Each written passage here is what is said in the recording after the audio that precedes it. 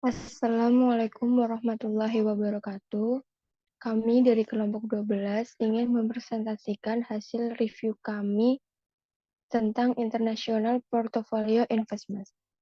Perkenalkan, nama saya Dani Noviani dan nama teman saya Nabilah Mairisa. International Portfolio Investment.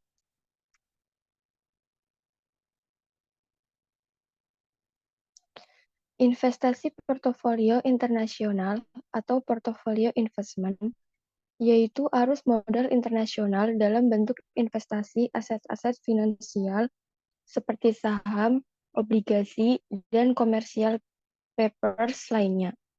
Arus portofolio investment inilah yang saat ini paling banyak dan cepat mengalir ke seluruh penjuru dunia melalui pasar uang dan pasar modal di pusat-pusat keuangan internasional, seperti New York, London, Paris, Frankfurt, Tokyo, Hong Kong, dan Singapura.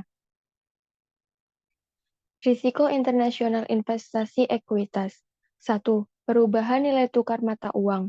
Perubahan nilai tukar antara mata uang asing pada investasi internasional dan mata uang dalam negeri investor dapat meningkatkan atau mengurangi hasil investasi. 2. Perubahan dramatis dalam nilai pasar. Pasar luar negeri dapat mengalami perubahan nilai pasar yang dramatis. Salah satu cara untuk mengurangi dampak perubahan harga ini adalah dengan berinvestasi dalam jangka panjang dan mencoba menghadapi kenaikan dan penurunan tajam di pasar. 3. Peristiwa politik, ekonomi, dan sosial. Faktor politik, ekonomi, dan sosial yang mempengaruhi pasar luar negeri dan hal ini memberikan diversifikasi, tetapi juga berkontribusi terhadap risiko investasi internasional.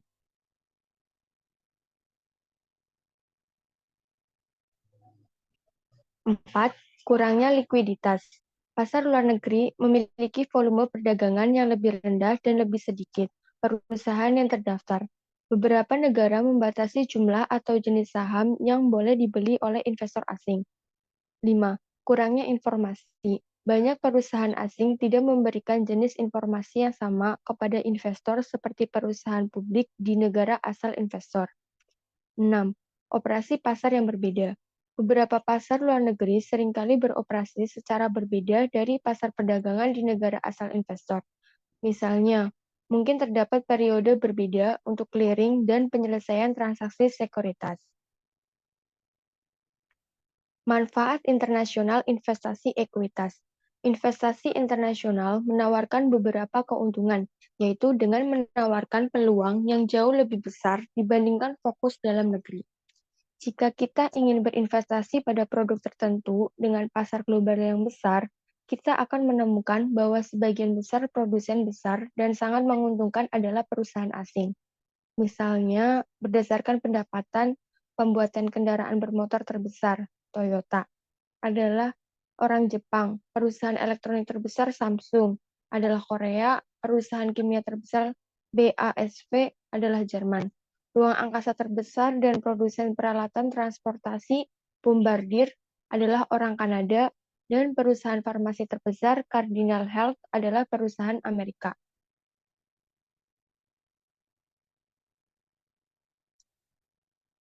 Diversifikasi internasional. Imbal hasil tahunan dan deviasi standar imbal hasil untuk berbagai pasar saham, maju dan berkembang selama periode 25 tahun dari tahun 1988 hingga 2012. 4 poin. 1. Secara historis, pasar saham nasional memiliki perbedaan besar dalam hal imbal hasil dan risiko, yang diukur dengan standar deviasi imbal hasil tahunan. 2.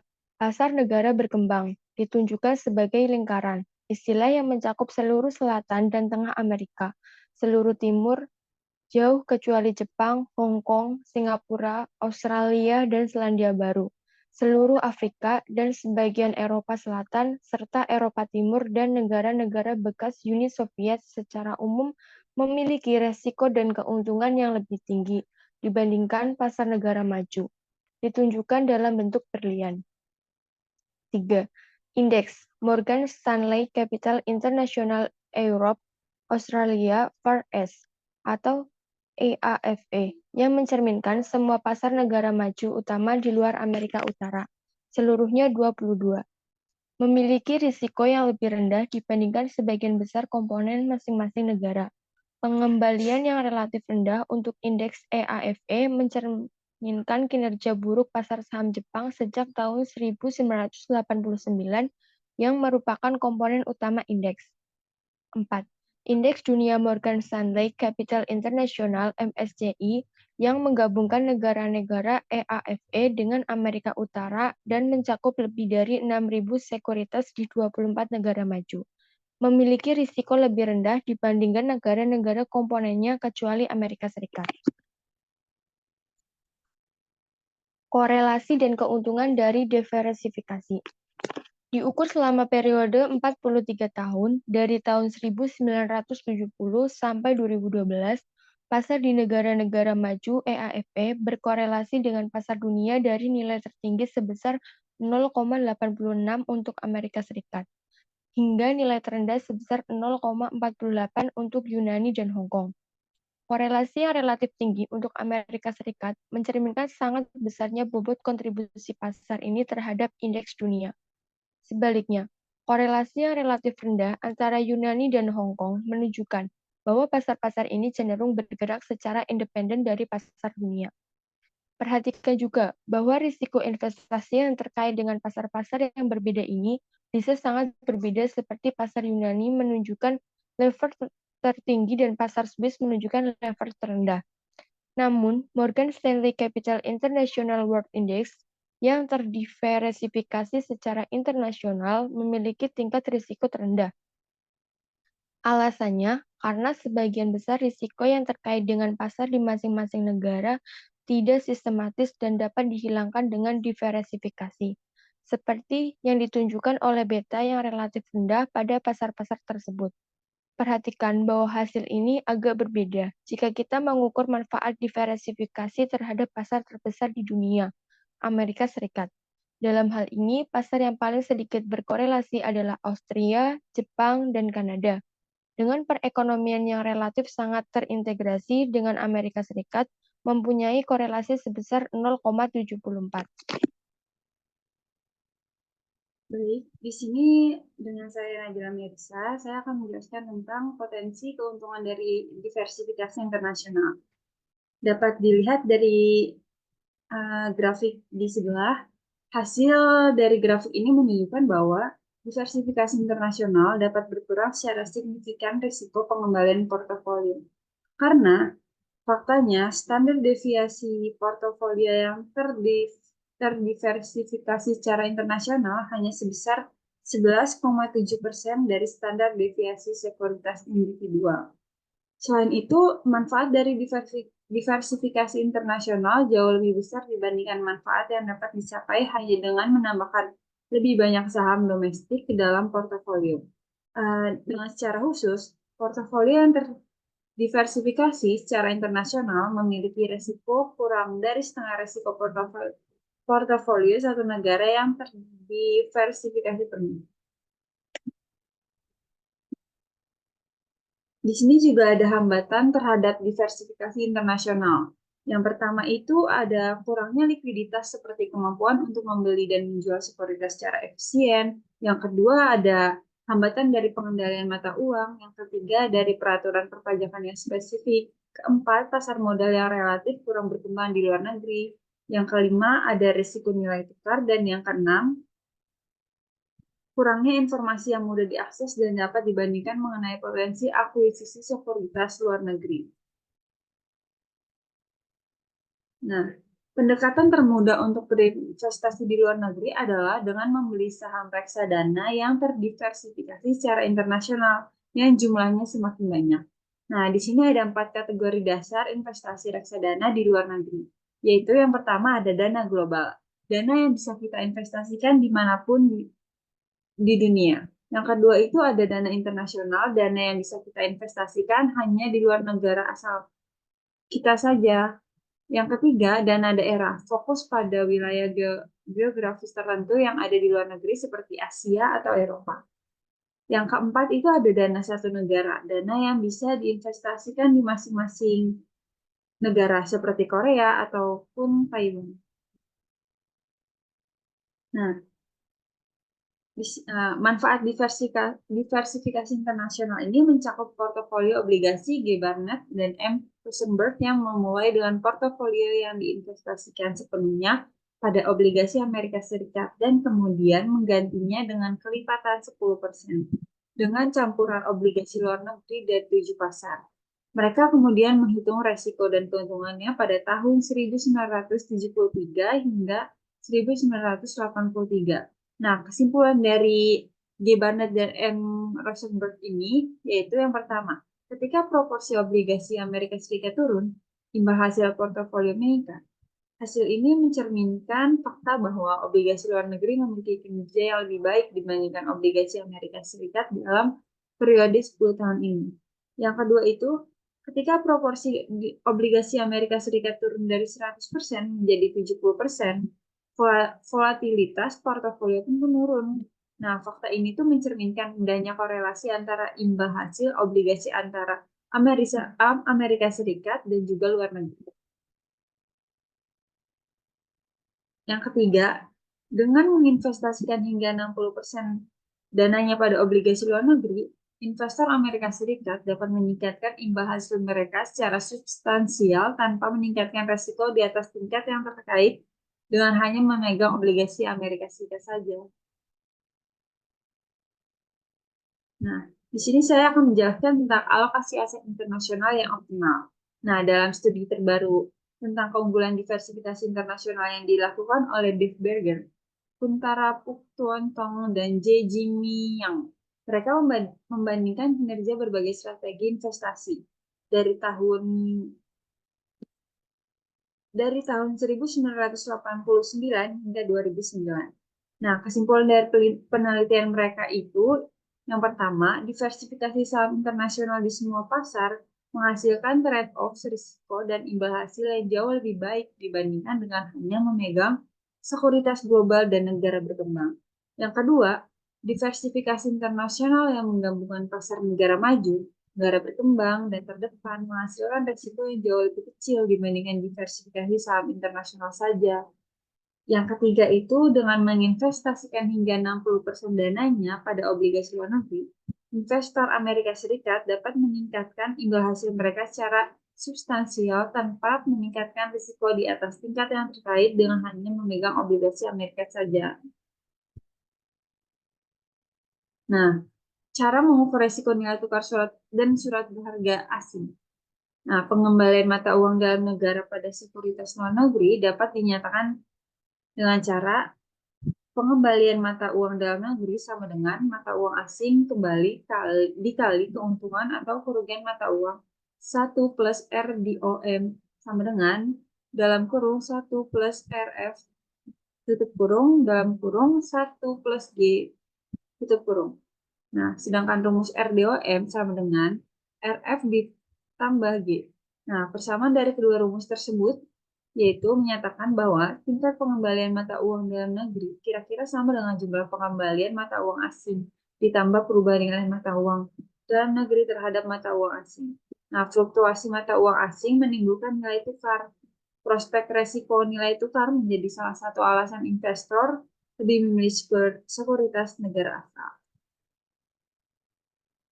Nah, dari kesimpulannya, jadi ketika hambatan terhadap aliran modal internasional berkurang dan peningkatan teknologi komunikasi dan pemrosesan data memberikan informasi berbiaya rendah mengenai sekuritas asing, investor mulai menyadari potensi dalam investasi internasional. Diversifikasi saham dan obligasi internasional dapat memberikan keuntungan yang jauh lebih tinggi dengan risiko yang lebih kecil dibandingkan investasi di satu pasar tunggal, khususnya jika pasar yang dimaksud bukan pasar Amerika Serikat saja. Bahkan di pasar sebesar Amerika Serikat, investasi internasional menawarkan peluang yang jauh lebih luas dibandingkan dengan yang ada penanaman modal dalam negeri saja. Buktinya itu menunjukkan bahwa dalam banyak kasus, investasi internasional meningkatkan trade-off antara risiko dan keuntungan. Nah, meskipun portofolio internasional pasif, jika investasi dilakukan pada dana indeks berdasarkan bobot kapitalisasi pasar, akan meningkat kinerja yang disesuaikan dengan resiko, maka strategi aktif akan memberikan hasil yang jauh lebih baik. Strategi terakhir ini mendasarkan proporsi portofolio investasi domestik dan asing pada ekspektasi imbal hasil dan korelasinya dengan portofolio secara keseluruhan. Sekian dari presentasi kelompok 12. Selanjutnya saya akan mempresentasikan review jurnal.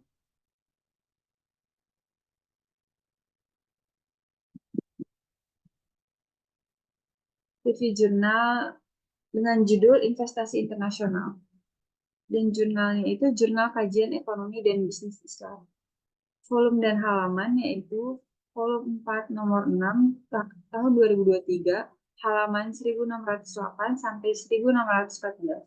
Penulisnya itu Lia Nirawati, Asep Syamsuddin, Nabila Delia, Siti Midanur, Muntazarifda Maulidiah, Wildas Saskia Nuryani. Nah, reviewernya itu saya sendiri, Nabila Mitrisa. Di review pada tanggal 13 Desember 2023. Abstraknya yaitu, resiko yang terjadi dalam investasi internasional menjadi hal yang paling ditakutkan oleh setiap investor, baik dalam negeri maupun investor asing. Hal tersebut membuat para investor menjadi memiliki nyali yang ciut untuk melakukan investasi, terutama bagi para investor yang baru.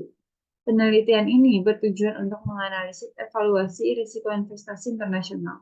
Jenis penelitian yang digunakan pada penelitian ini yakni menggunakan penelitian kualitatif dengan pendekatan deskriptif. Penelitian ini menggambarkan masalah yang terjadi pada masa sekarang maupun yang sedang berlangsung. Hal ini dapat dijadikan sebagai acuan para investor dalam memulai sebuah investasi, terutama pada investasi internasional. Selain itu, dapat dijadikan pula sebagai pembelajaran awal bagi para investor pemula. Latar belakang dari jurnal ini yaitu globalisasi telah memainkan peran penting dalam sejarah perkembangan negara-negara berkembang. Dengan pesatnya perkembangan ekonomi internasional, hubungan ekonomi antar negara saling berhubungan atau dipengaruhi oleh negara. Ini meningkatkan perdagangan barang dan meningkatkan aliran uang dan modal dari negara. Peningkatan investasi modal, khususnya yang menyasar negara berkembang, merupakan akibat langsung dari meningkatnya integrasi keuangan di negara berkembang. Masuknya modal secara cepat pada tahun 1990-an sebagian didorong oleh tujuan untuk menghasilkan keuntungan dengan pertumbuhan ekonomi yang menguntungkan sementara menghasilkan kerugian pada bunga bisnis. Selain itu, penilaian pasar keuangan di negara-negara dengan pertumbuhan ekonomi yang kuat, keberhasilan implementasi reformasi di negara-negara tersebut, dan manajemen ekonomi makro yang baik menjadi bukti utama yang mendorong investor untuk menggunakan pasar keuangan negara tersebut untuk berbisnis. Fenomenanya, salah satu aspek investasi internasional adalah investasi asing langsung atau FDI yang melibatkan pendirian bisnis atau pabrik di luar negeri. Contoh FDI yang ada di Indonesia itu seperti pembangunan pabrik tembaga dan emas Freeport NC Moran yang ada di Papua, Indonesia. Nah, objek dari penelitian ini yaitu untuk mengamati, mendeskripsikan, dan menganalisis berbagai situasi terkait investasi internasional, khususnya yang berfokus pada investasi asing langsung dan dampaknya terhadap nilai tukar dan keuangan publik. Nah, variabel penelitiannya yaitu investasi internasional, investasi asing langsung, FDI, nilai tukar, keuangan publik, dan evaluasi risiko investasi. Nah, tujuan dari penelitian ini adalah untuk menggambarkan risiko investasi internasional dan faktor-faktor yang perlu dipertimbangkan dalam melakukan investasi internasional, serta memberikan contoh-contoh investasi internasional dan faktor-faktor eksternal yang dapat mempengaruhi investasi. Nah, permasalahan yang ada di jurnal ini itu membahas beberapa isu terkait investasi internasional, termasuk implikasi hukum dari perjanjian investasi internasional, dampak investasi asing langsung terhadap nilai tukar, penyelesaian kebijakan investasi dengan langkah-langkah anti korupsi, dan evaluasi risiko investasi dalam konteks internasional. Selain itu, studi ini mengeksplorasi investasi pemerintah di perusahaan dan kategorisasi investasi tersebut berdasarkan nilai dan ekuitas, serta berbagai metode akuntansi yang diterapkan berdasarkan presentasi investasi.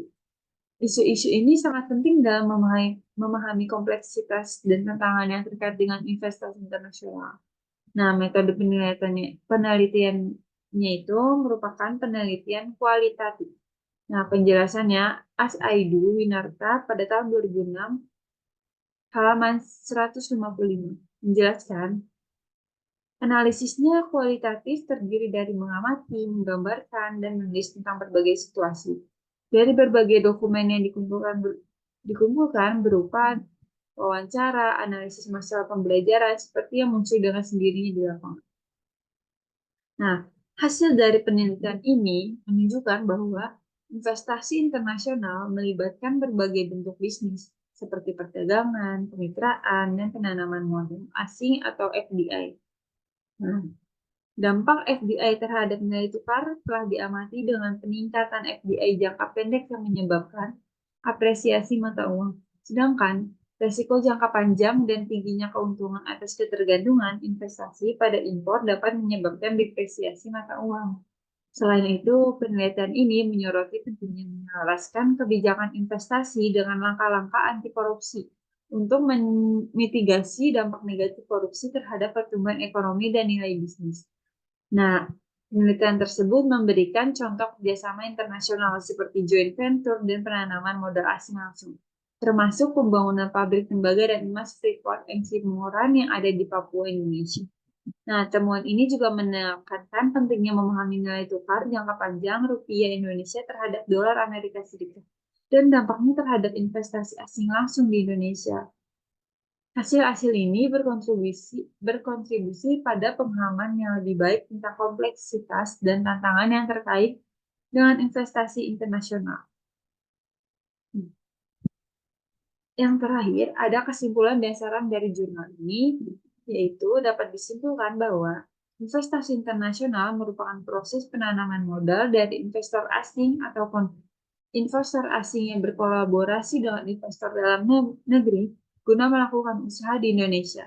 Dalam melakukan investasi, terutama dalam skala internasional, perlu memperhatikan beberapa hal berikut. Seperti yang pertama, menentukan bentuk bisnis yang akan dilakukan. Berdasarkan bentuk-bentuk bisnis, dalam skala internasional seperti perdagangan, trading, kerjasama atau partnership, dan investasi langsung luar negeri atau the foreign direct investment. Yang kedua itu memperhatikan kondisi negara tujuan bisnis. Nah, mulai dari kondisi politik, kondisi penduduk dan budaya, kondisi pemerintahan dan peraturan pemerintahan, serta kondisi perekonomian. Yang ketiga, memperhatikan investasi asing langsung terhadap nilai tukar rupiah. Kenaikan investasi asing langsung dalam jangka pendek dapat mengakibatkan apresiasi terhadap nilai tukar tidak terlalu besar. Sedangkan dalam jangka panjang, resiko pengembalian modal yang tinggi serta ketergantungan impor terhadap bahan baku cenderung menyebabkan nilai tukar rupiah akan terdepresiasi. Sekian dari review jurnal saya. Terima kasih. Selanjutnya, saya akan mereview jurnal yang berjudul Kondisi Kerja dan Karyawan Produktivitas di Perusahaan Manufaktur dalam Konteks Afrika Sub-Sahara, Kasus Somalia. Jurnal Educational Research International, volume 2, nomor 2, tahun 2013, penulis Ali Yasin Sheikh Ali, Abdi Aziz Abdi Ali, Abdi Kani Ali Adan. Tanggal 27 Desember 2023, reviewers Dani Noviani. Abstrak. Dalam penelitian ini, mempelajari tentang kondisi kerja dan produktivitas karyawan dengan tujuan menyelidiki efek bekerja khususnya jam kerja dan beban kerja terhadap produktivitas karyawan di industri manufaktur Mogadishu. Kondisi kerja mengacu pada lingkungan kerja dan aspek dari syarat dan ketentuan kerja karyawan.